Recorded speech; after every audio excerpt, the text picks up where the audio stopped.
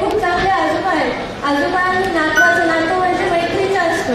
आजोबा म्हणजे नातवाचा पहिला मित्र आणि नातू म्हणजे आजोबाचा शेवटचा मित्र असतो.